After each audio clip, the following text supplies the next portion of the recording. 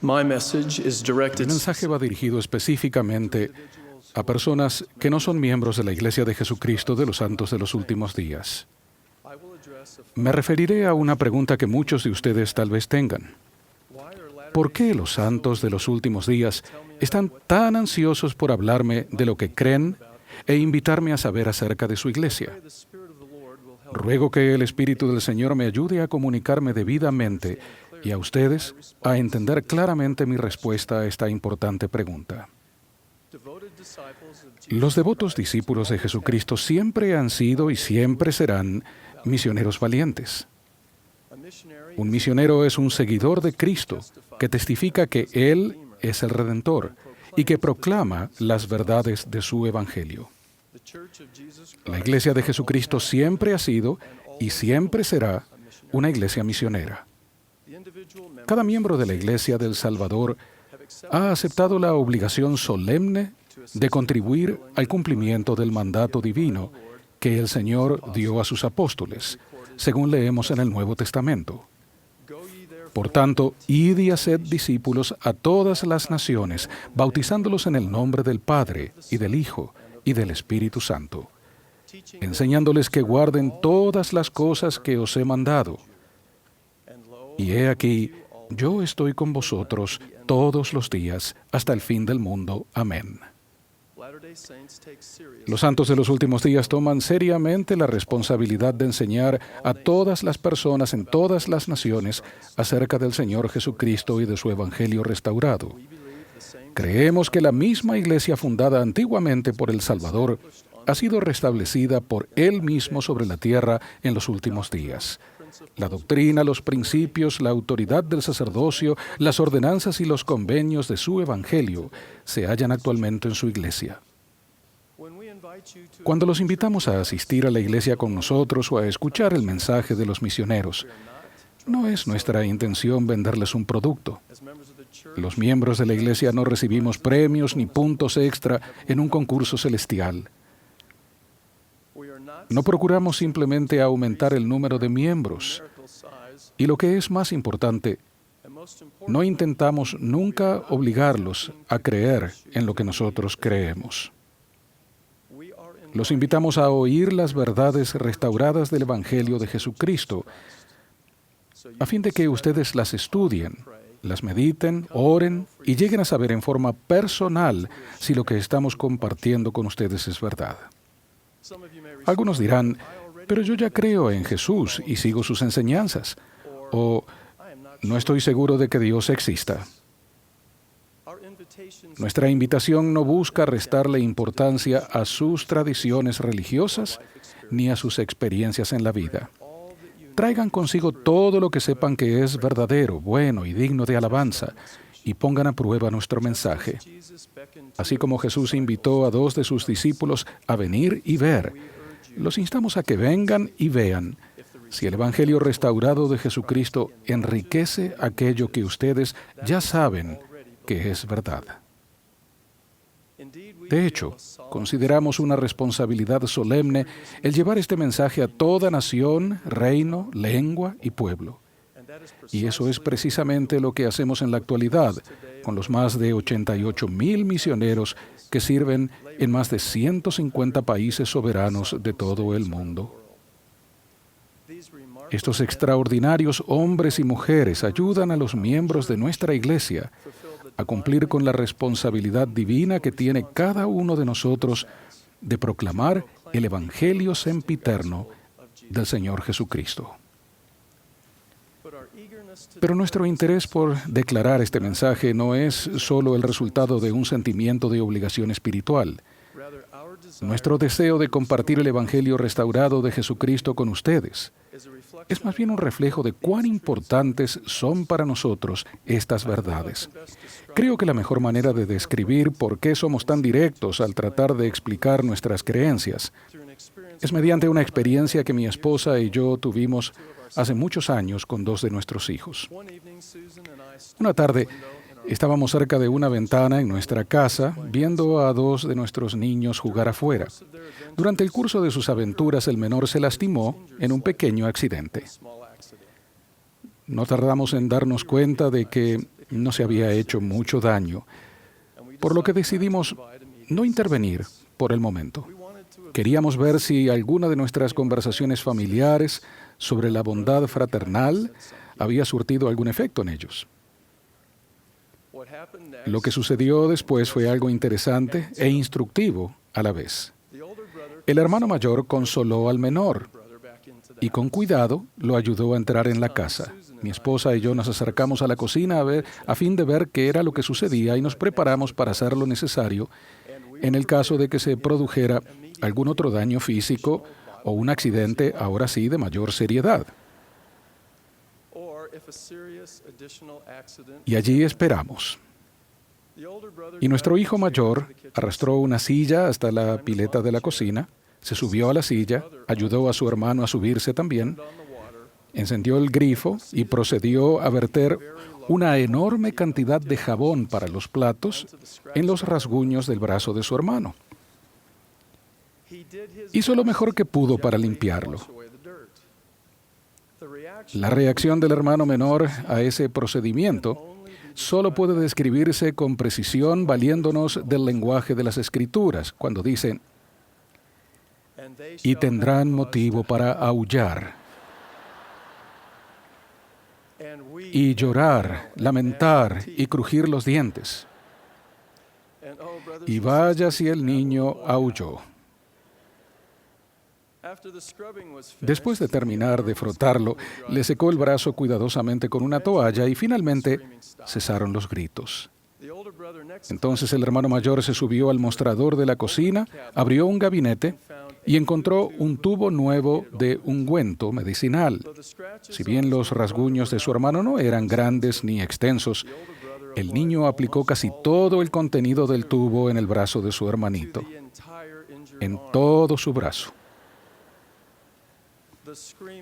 No volvieron los gritos, pues era claro que el pequeño, a él le agradaba el efecto calmante de la crema mucho más de lo que había apreciado el efecto limpiador del jabón para los platos.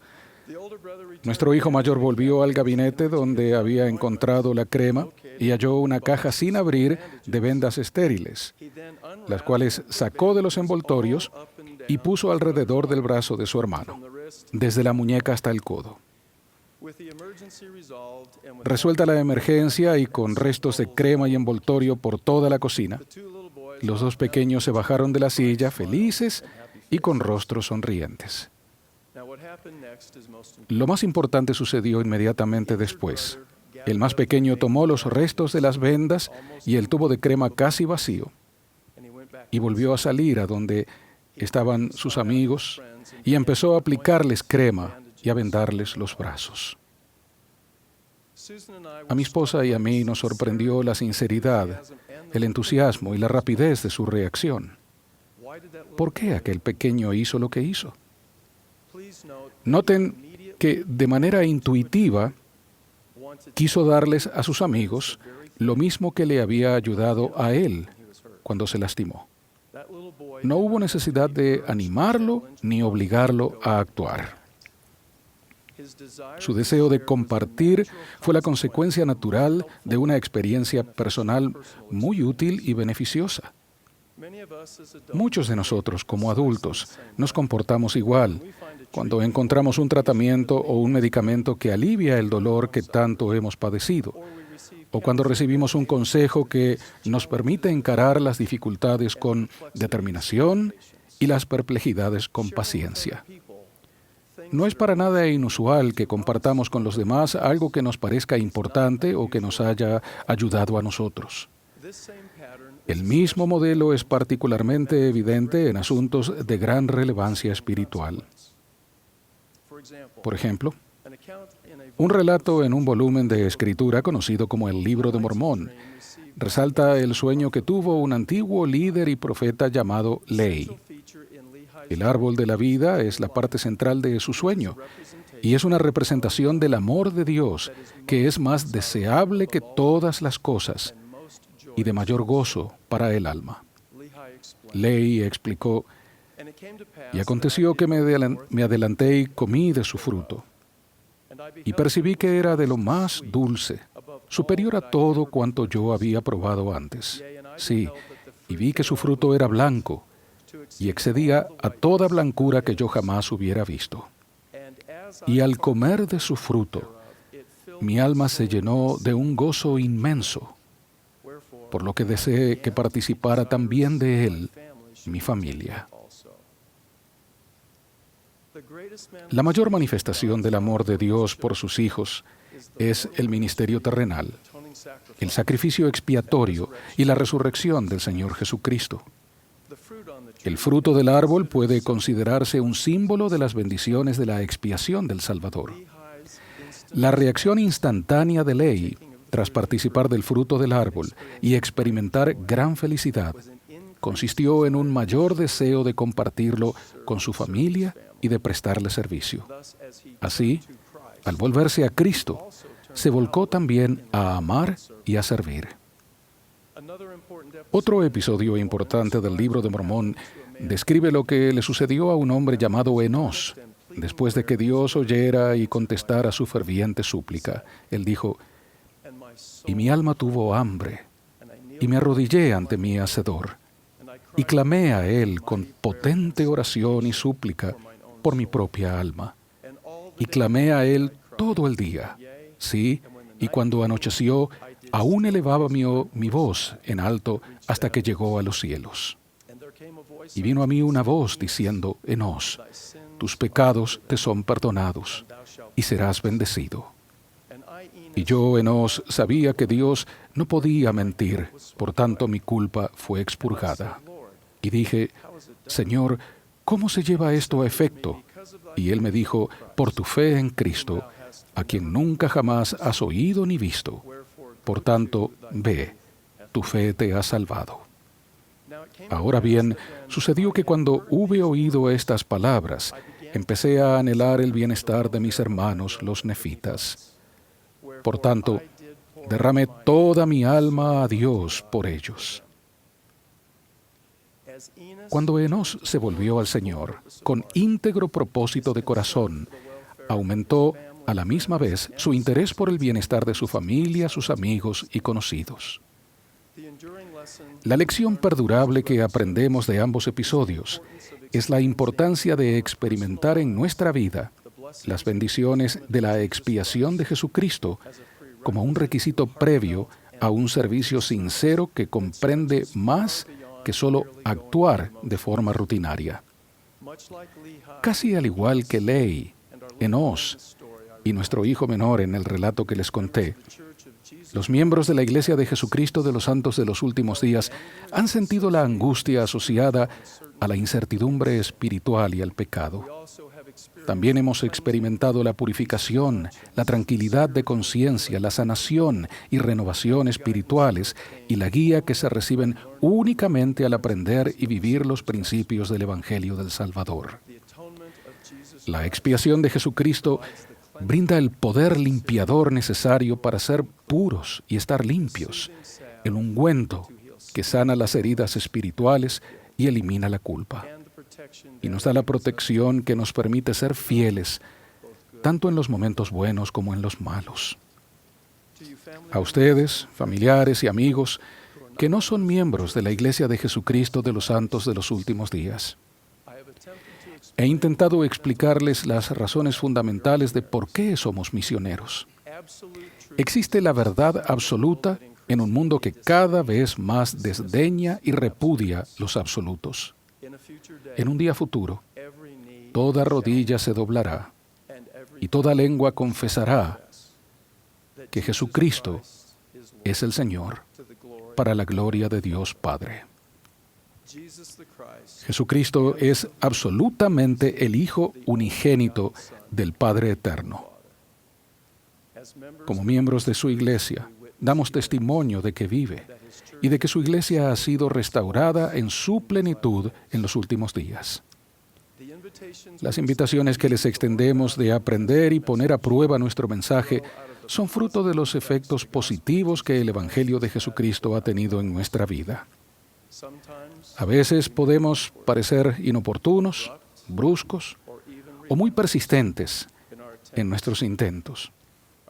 pero nuestro único deseo es compartir con ustedes las verdades que son de máximo valor para nosotros. En calidad de uno de los apóstoles del Señor y con toda la energía de mi alma, testifico de su divinidad y realidad, y los invito a venir y ver en el sagrado nombre de Jesucristo. Amén.